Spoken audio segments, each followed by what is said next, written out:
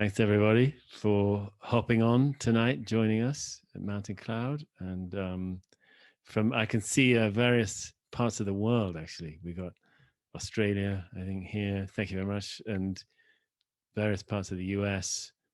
I don't know about Europe. I think it's difficult timing probably in Europe. I'm sure it's not that great in Australia, but I think in Europe it's really, really very difficult. Sort of 2 a.m. or something. So.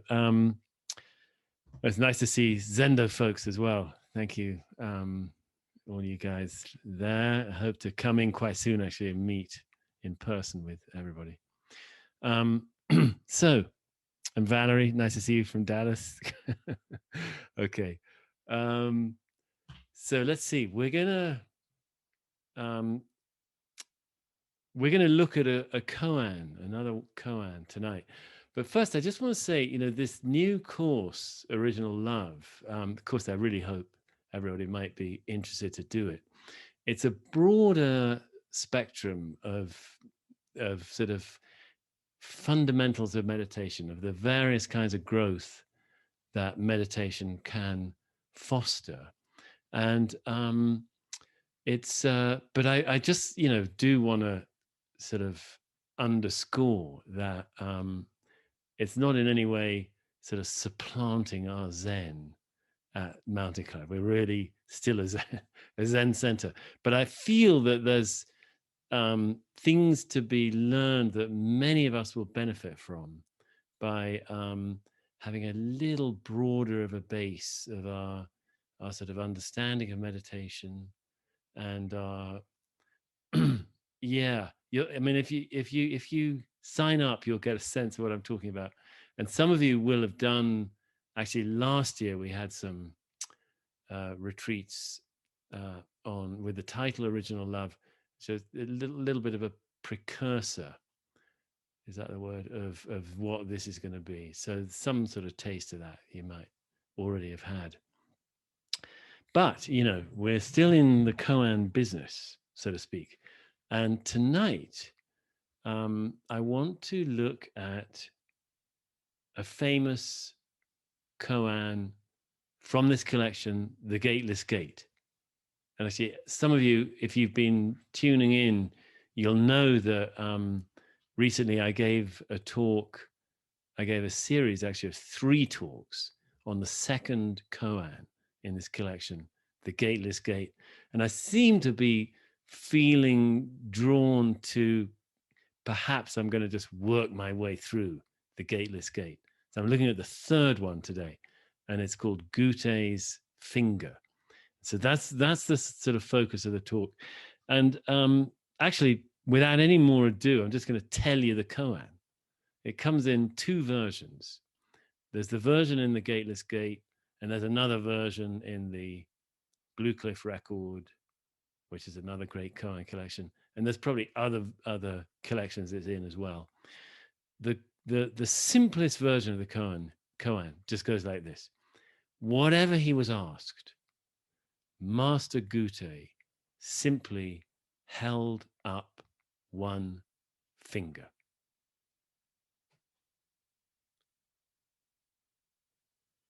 And that's the end of the koan. Now, there is a bit more to it in the Gateless Gate, but actually, we're not even going to bother with that, because the core and heart of the koan is just that. Whatever he's asked, he holds up a finger. So no matter what our questions may be about life, about who I am, about what this world is, or whatever, how should I live, whatever, he simply holds up one finger. What a strange teaching. This is a deeply enlightened master, his heart filled with compassion that overflows. He's at peace. He's found sort of the answer to life. And I'm going to tell you a little bit of his story, actually. And yet, when anybody comes to him for help, whatever it is, maybe, my child has died. I'm grieving. I can't bear it, or, whatever calamity has befallen me, or I'm just in turmoil and I can't seem to get clear about my life. Whatever. What does he do? He holds up a finger. Okay, I see this is real sort of iconic Zen. It's just like the core of Zen. Forget words. They'll only mislead you. If you really want to know about this existence, basically look at it. The finger, I mean, is an existent thing. It's an appearance right here now. That's the business of Zen. Okay, I'm going to try to sort of explain this a bit more, but if we look at this collection, the Gateless Gate, I mean, this is really coming right at what is particular and remarkable about Zen. If you look at, most other forms of Buddhism, most other spiritual traditions, in some way or other, that usually they've got words. They tell you about, well, there's this kind of consciousness, there's this kind of concentration you can get into, and actually there's other shades of concentration. And if you get more and more refined in them, you'll finally, you'll get clearer and clearer. And what you're going to get clearer about is X and Y. And Zen, boom, finger. I mean, it's like these first koans. Actually, I was looking at them in the Gateless Gate. The first koan is about a dog. I think I was saying this last time. The second koan is about a fox. The third koan is about a finger. The fourth koan is about a beard. The fifth koan is about a tree. The sixth one's about a flower. The seventh one is about bowls, washing your bowls. The third one, fourth, eighth one is about a cart. And then actually with the ninth one, it gets a little bit more sort of language-based kind of thing. But the first 8 koans are just things, phenomena, body, tongue, finger. This is the teaching. It's almost like Zen doesn't actually have a teaching. It's trying to show us that we're in the midst of the great teaching. So you could take a dog, you could take a finger, a cup, a bowl, a flower, tree, fox, if you get to see one, no problem. Coyote, dog, cat. This, the stuff, the things of this moment, desk, floor, blanket, camera, wall, they are somehow the manifestation, the expression of what we might be more deeply looking for to resolve our existence. Or what does even that mean? Resolving our existence, and how on earth could a finger do that? So that's the challenge that that we're invited to address. So actually, the first thing I want to say about it is there's a very famous saying about Zen, or comes from Zen, that I bet most people tonight here know. The finger pointing to the moon is not the moon. Okay, that's one of the most famous Zen sayings. What does it mean? It means that well, it's an analogy, it's a metaphor, whatever, simile, a metaphor, that the teaching that points to the moon, to great reality, is not great reality itself, it's just a teaching. Okay, so there's famous Zen saying like, don't get lost in scripture, because it's a finger pointing to the moon, but actually what you really want is the moon. Don't get hung up on the finger. Okay, that's sort of the message there. But look at this. Here, it's all about the finger. It's like right now, the finger is the thing. It's right, so here we got a koan. The koan would be the finger that's doing the pointing. What is it pointing to? It's pointing to the finger. The finger is pointing to the finger. The moon is the finger. The koan points to the finger.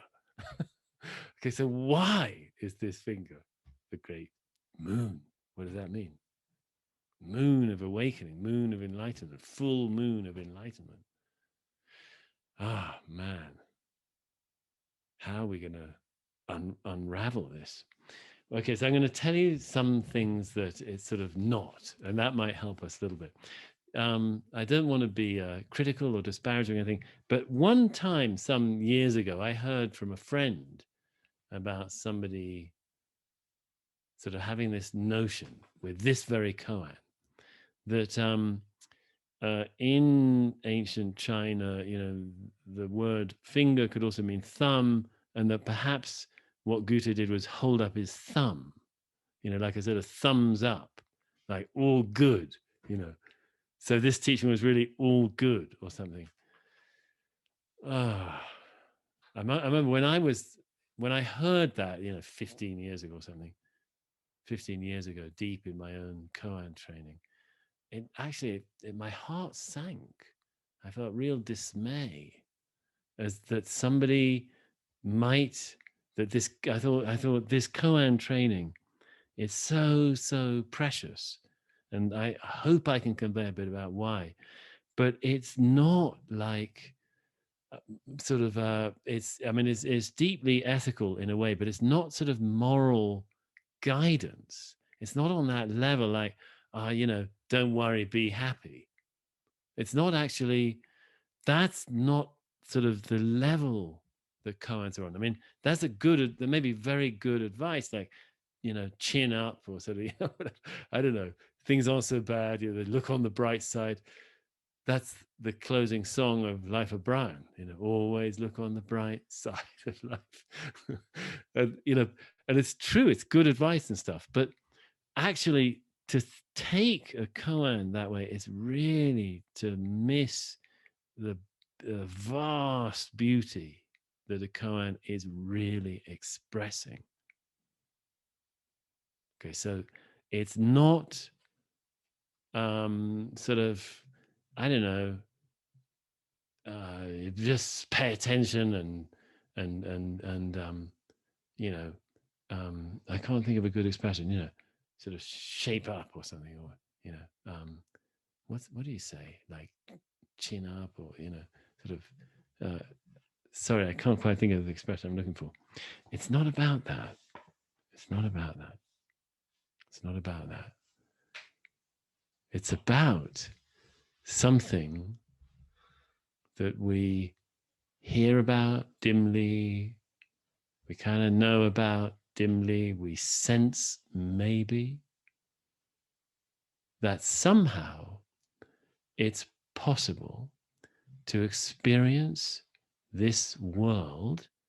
And what that really means is this moment now, it's possible to experience it in different ways. That our ordinary way of knowing it is not the only way.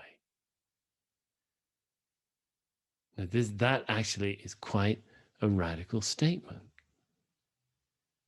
That the basic assumptions we make of this moment, that I am a human being, and that I'm sort of live in this body. I have awareness that's kind of in my skull, and I look out at the world. Even that basic sort of a construction about what is happening in this very moment can be discovered, can be seen to be nothing but a construction. And because it's a construction, number one, it's not the only possible construction. Number two, actually, it can be unconstructed, deconstructed. It can be taken down. It can disappear. And thirdly, actually, that it turns out that actually it seems like quite a lot of sort of energy is bound up in maintaining that construction. And when the construction is released, a lot of energy is freed up. And that energy is kind of, in a moment of the release of that construction, the energy is kind of everywhere. And it's absolutely not only in here or only out there, but suffuses everything. And it feels like a most remarkable relief of a great order. It's like suddenly this whole way I have experienced life is released. And it's just an extraordinarily wonderful thing for us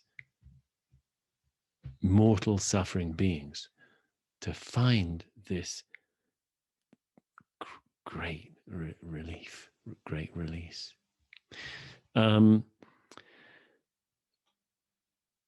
Okay, sorry, let me just check I'm not off track.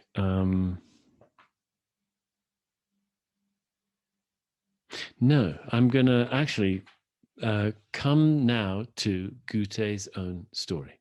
And I want to quote a little bit from Yamada Koan and his commentary on this case, number 3 of the Gateless Gate. So this is now Yamada Koan Roshi. In the temples and monasteries of ancient China, it was customary for a guest in greeting a host to walk around the seated master and with head bared to bow deeply. One day, a nun called Jisai, which means true world, came to visit Gutei. Gutei, by the way, was a priest looking after a small temple. Jisai entered Gutei's room and walked around his seat 3 times. Then, without taking off her bamboo hat, she stood in front of him and said, "If you can say a word that satisfies me, I will take off my bamboo hat and make a bow." Gutei could say nothing. The nun did not bow or remove her hat. Yamada Koan goes on. It's not so difficult for ordinary people to find something to say in such a situation. What would you say? You could use any greeting at all, such as welcome or how do you do or I'm glad to meet you. Gutei thought he should say something smacking of Zen, but he couldn't think of a single word, so he remained silent. Sincere as he was, he could not pass the gate set up by the nun because he hadn't yet experienced enlightenment. He hadn't been through this very thing I was just talking about. The nun challenged him 3 times. Come on, say something. And still he couldn't come up with a response. As she was preparing to leave, Gutei worried about the lateness of the hour and kindly said, "It's already dark. Why don't you stay here for the night?" The nun rejoined, "If you can say something, I'll stay." But Gutei still was dumbstruck, and she departed. After she left, Gutei was ashamed and chided himself. "I couldn't answer even one word upon her examination." He made up his mind then to start on a journey to search for good Zen teachers and to undergo serious Zen training with them. During the last night in his own monastery, Gutei had a strange dream. The local deity of the vicinity of the where he lived, sort of a, I don't know what we'd call it, like a sort of a local spirit or something, appeared to him in the dream and said, "Don't leave. In a few days, a great bodhisattva will come here and will teach you the real Dharma, the real teaching." And actually, that's how it happened. The very next day, a Zen master Tenryu came to the monastery. Gutei welcomed him and told him the whole story of the nun and his decision to go and leave and pursue training, and then the dream he had. As soon as Tenryu heard of this, he stuck up a finger. At that instant, Gutei experienced deep enlightenment. Okay.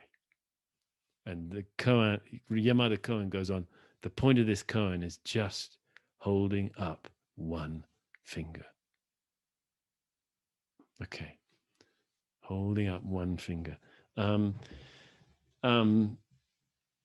Yeah. So there's the story. And you see see this is why Gutei always taught this way, because of what had happened to him. This master comes, this great teacher. He was about to go off, for years, decades maybe, training in this place, training in that place, gradually preparing himself, maybe slowly, incrementally getting a little bit clearer. Then he has a dream, "Don't go." And he sort of obeys, And sure enough, next day, because he hasn't left, he's still there. And this master comes, Tenryu. And he tells him what's happened. And Tenryu just holds up a finger. and Gutei has a deep, deep experience. It's nice that it's deep. I mean, there are Zen. We have, there's some sort of a, it's what we call kensho, seeing original nature. Can happen in so many ways. Usually, there's some kind of perceptual trigger. Something could be anything. There's a famous story of, one guy. He was the master pulled on his robe. He just gave it a little tug, like pulling on the corner of a shirt, and just that sensation was enough to do it. There's another story of a group of bodhisattvas or something, all getting into a hot tub together, like a Japanese hot, going up to the wave, 10,000 waves here in Santa Fe. It's got a big communal tub, very beautiful. And getting in that warm water, that warm to hot, lovely temperature, just the north side of warm, so to speak, just a little bit hot. That was it for them. Or the flower, famous incident when the Buddha holds up a flower and Kashyapa sees it, and he's actually, maybe this is not exactly the right example because he's so deep already, Kashyapa, but the flower is it. They join. They know. They both know they're in the same world, the same reality, a deeply awakened reality. But it is, it's a matter of basically any phenomenon. Why any? Because what happens in awakening is always here. We're not adding something. We're not attaining something. We're not acquiring something. What we're doing is releasing our ordinary, habituated way of experiencing. That's what I was talking about with this construction of reality. The way we see it, we let that go. And any trigger can precipitate it, that release. And why it should be, of holding up of a finger. I mean, who knows? But at least we know that it's always here. Now this is just sort of classic Zen. Zen is known as a subitist school or subitist. It means sudden. It believes in sudden awakening. That's in contrast to gradualist approaches. There are schools and traditions that are gradualist. But I wonder personally whether even in a gradualist approach, the actual moment of sort of dropping our ordinary way of perceiving actually kind of almost must happen suddenly, because it's a shift. You can't get there in a series of steps. You could maybe get to the edge. You could gradually get closer and closer to the edge, but at some point, we've got to just drop. Because basically we're finding that the very floor we're sitting on and the ground we're sitting on, that's also part of the construction. So okay, so I'm going to stop soon, by the way, but once here's the beauty of it, really. Once we sort of, we may see this with one phenomenon. For example, Gutei, he saw the master hold up his finger. That triggered it. But when it's triggered with one phenomenon, it's triggered with the entirety of our experience.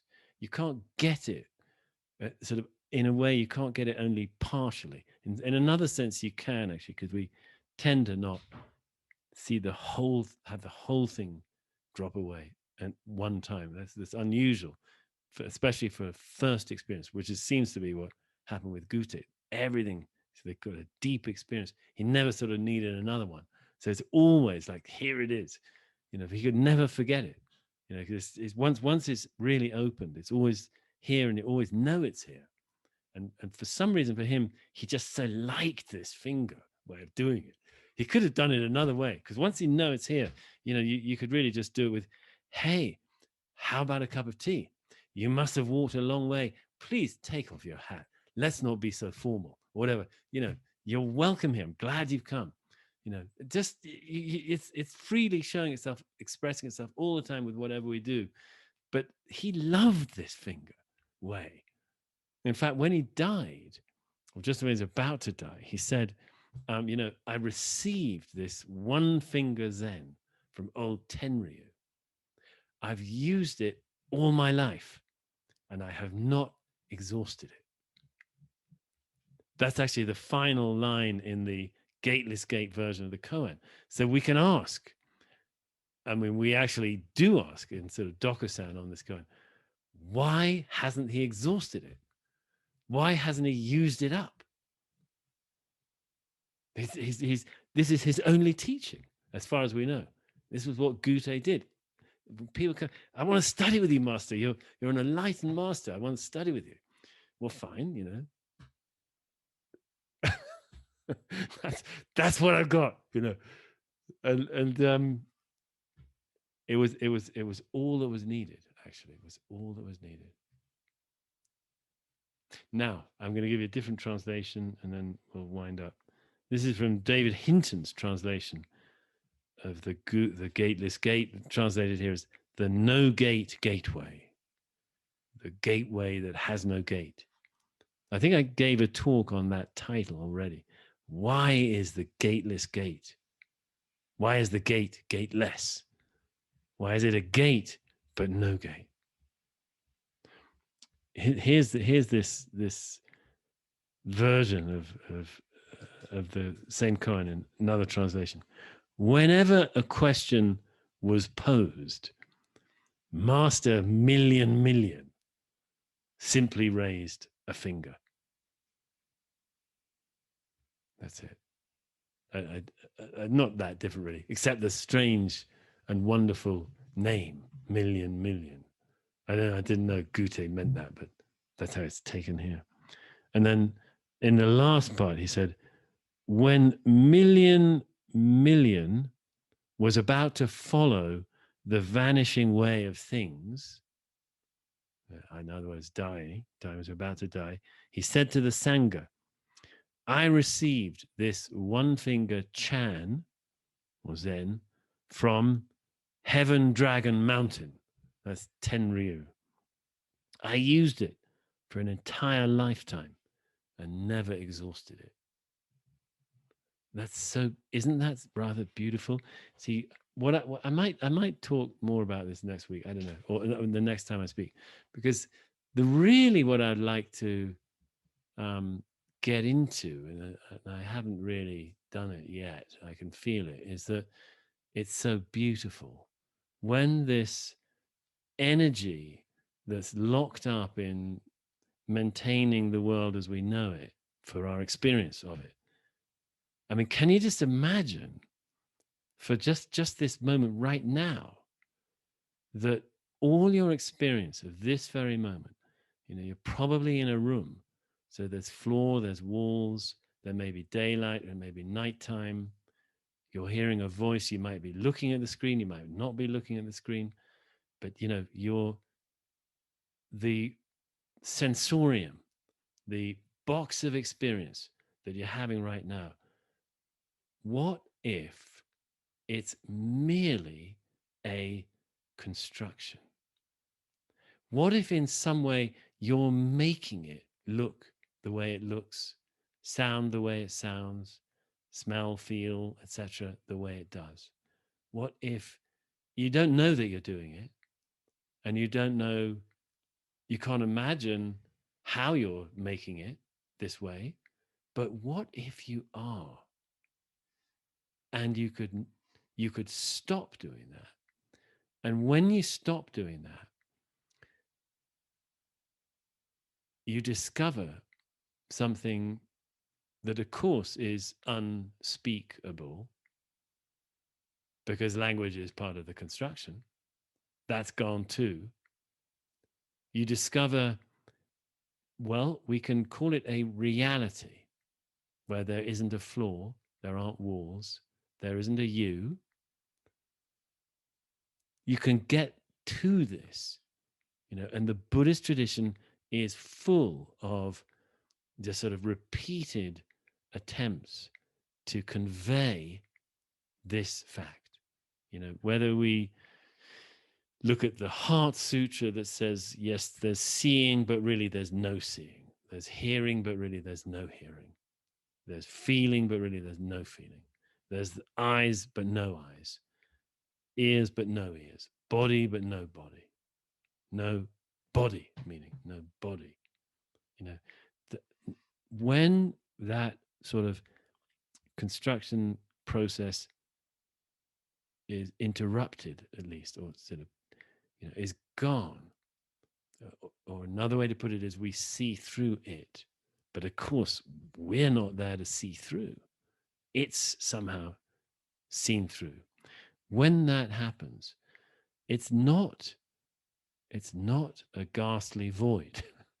It's not a horrible nothing. It's a utter beauty. It's like there isn't a square millimeter anywhere that isn't wondrous beauty. It's something in the nature of what's opened up by the release of the constructing process we are deeply habituated to. And that's why, this sort of seeming madman might, as it were, devote the rest of his life just to a finger. It's worth it, because of what happened to him. It's so clearly worth it. Okay, look, I'll pause there, but I think I'm going to have to do a little bit of a revisit.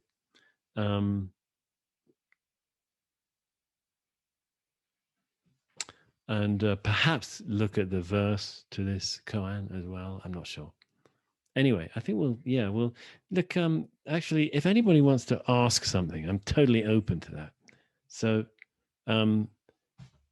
I can see, So, if you want to ask something, put up your hand, and you can do that with reactions. Raise hand, and we'll say, okay, we've got one. Parker.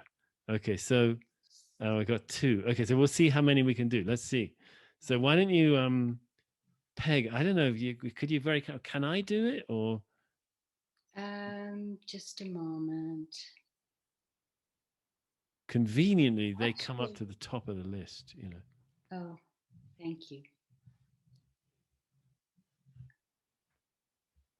I can ask him to unmute. Can you hear me? Yeah. Hi, Henry. Hi there, Parker. Yeah. I just was wondering. It sounds like spontaneity is important, and that it's already here. Don't think too much. That what is here is already boundless. So there's no point in thinking. Well, yeah, I like that. Makes sense. Yeah, very nice, very nice. So the spontaneity is a big thing in Zen. There's I mean, in some ways, there's formalities typically within Zen monasteries there would be, and there's prescribed protocols and stuff, which isn't that spontaneous on the one hand, but on the other hand, there's this in the Zen teaching, it's just wildly spontaneous. They just pick up whatever. I mean, they don't pick up anything. Something just comes up out of nowhere, And so, I mean, Tenryu. I don't think Tenryu had a plan that he was going to teach with a finger. That's just what he did. He just, he's told this story, this poor guy sort of suffering, and why can't I get clear or whatever. And he just up comes the finger. It's not his plan, totally spontaneous. And you see this again and again in these koans, that they're trying to convey this living energy I was talking about is part of it. Such a release, when we're dropped constructing the world the way we think it sort of is and has to be or something, when we drop that, there's so much energy and we're just free. And boom, I mean, of course, at times it'll get stuck and, we get recontracted or whatever, but it can be so free. So thank you very much. That's a good point. I love it. Thank you. Thank you very much. Now, what about Ravinder? Would you like to please unmute? I hope you can. Or maybe we can do it if you can't.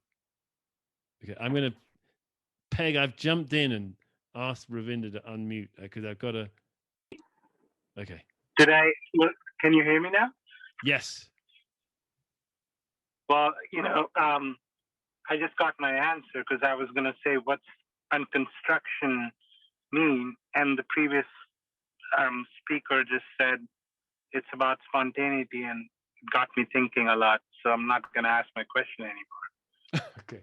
Okay. Well, glad you got what you needed to hear. That's very nice. Thanks for speaking up, Ravinder.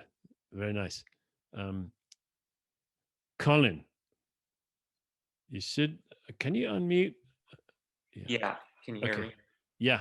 Yeah. Great. Thanks. So thanks. What I was wondering is, was the teaching effective? Do we know? That's a very nice question. I mean, we at least know that it was effective for Gutei when Tenryu did it. You know, that much we know. Now, okay, well, I'll tell you. Okay, this much I can also say, like, you know, thousands upon thousands of Zen students have sat with this koan, you know, and it made it into the two, at least, of the most sort of precious collections of koans. It's up there as a sort of sublimely precious koan and powerful koan.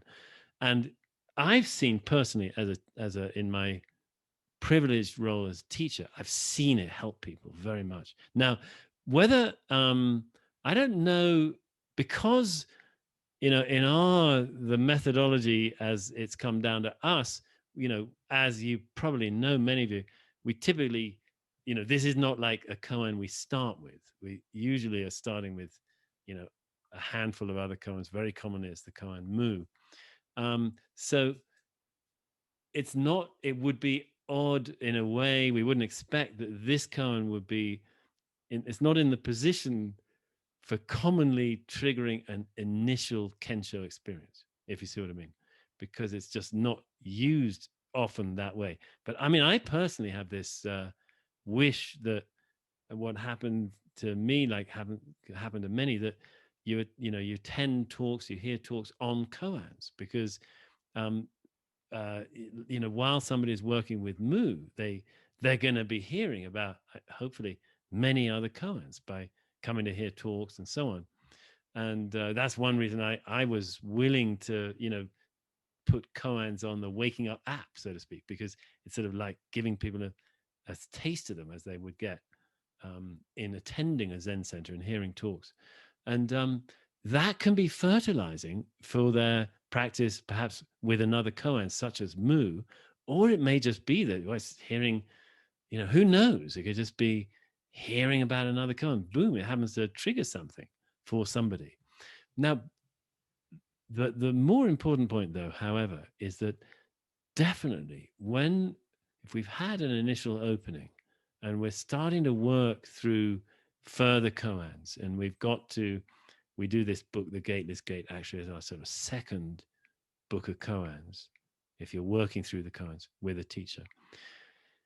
I would say I've seen this koan be very, very helpful not in that I personally haven't seen it, you know, trigger a whole new experience kind of thing, but I've seen it shift things, and you know, we get minor experiences along the way when we're training with koans, and important sort of releases and stuff.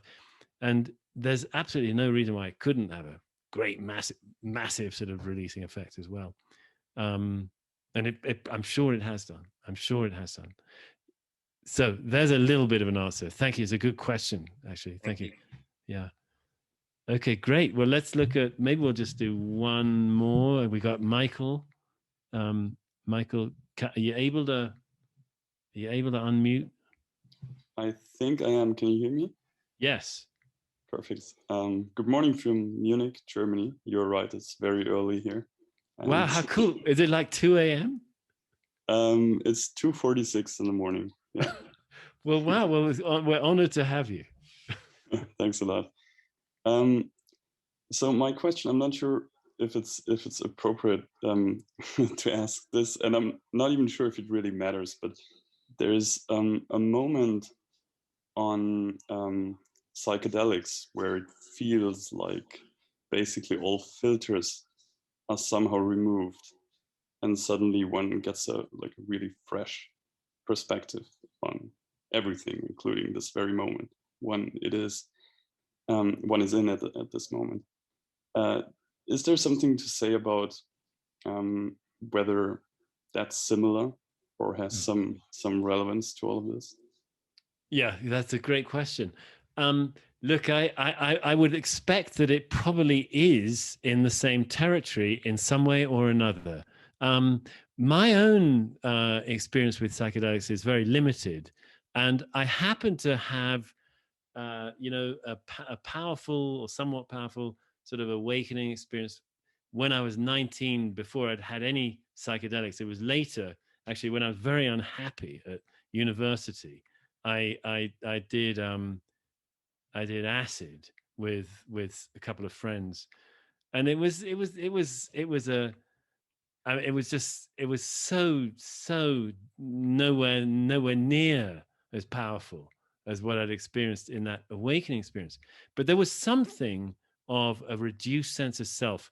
I mean, I'm speaking about myself, and I know there's many different things that can happen. There's one student of mine, actually, former student, who described, somebody who was quite dedicated to the wisdom of plants, the plant medicine way, sort of thing. I mean, I think it's obviously, I mean, I say obviously, there's a lot of research, as we all know, probably going on over the last couple of decades, that has really picked up from the research that was closed down in the late 70s or late 60s or 70s on into psychedelics as therapeutic aids, psychotherapeutic aids. And I think there's seems to be a ton of evidence that they can be highly effective in that way. But so this was a particular student who was into that, was studying that and training in that in a some kind of MSc program, actually. But there they described within a psychedelic experience a particular moment where it really sounded like one of the flavors of awakening that we look for, or we know can happen, and Zen is cognizant of. And so no doubt, but it was a moment within a broader experience. And I don't think, by and large, that the whole sort of craziness of a trip is something like what awakening is like, because remembering that awakening is not altered. It's tricky. It's not really an odd state of mind. It's an unusual insight into an ordinary state of mind. It's not an altered state of consciousness we're deeply, it's the opposite of intoxication. It's like we're normally somewhat intoxicated by the way we construct the world in this view. And awakening is to lose that intoxication. Now, could a psychedelic help with that? I've no doubt it can, at times. But it probably has a bit of other stuff coming in there as well, I would guess. I mean, yeah. I mean, again, I'm not sure that I can give such a great answer, Michael, but I think, is that okay? Just sort of, I mean, I wouldn't doubt that there can be moments, that could resemble or could have some similar territory, because I think part of the psychedelic chemistry is like messing with the midline posterior networks of the brain that do all that narrative about self. I think they get less activated with certain drugs, and so that would be somewhat in the same territory. Yes. But it's awesome that you're with us at 3 a.m. Very, very thrilled, So I hope this finger is some sort of, help in your coming days. Just having some sort of trust. I mean, I'm saying this to Michael, but actually all of us, that some trust that it's possible that this finger could be, how could it be vast? How could it be all inclusive? How could it be that when you hold up your finger, just looking at your finger, there's nothing you're not looking at? How could it be that this finger just bringing up isn't bringing everything up here, intimate? It's like it's a finger, but if you get this, you get everything. Something like that. Okay. I think it's time to wind down. And much gratitude, Peg. Much gratitude to everybody for hopping on tonight. And Valerie's going to, I think, give us a tour next week. And yeah, go well, everybody.